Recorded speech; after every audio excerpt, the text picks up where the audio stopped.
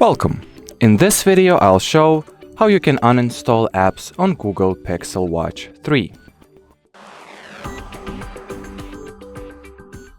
So in the beginning, take your Google Watch and wake it up.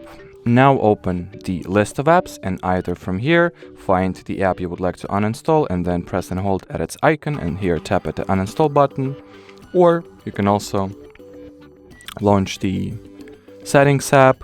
Here enter the apps and notifications category, then go into the app info and here just find and tap at the app you would like to delete, and as you can see we can uninstall it from here as well.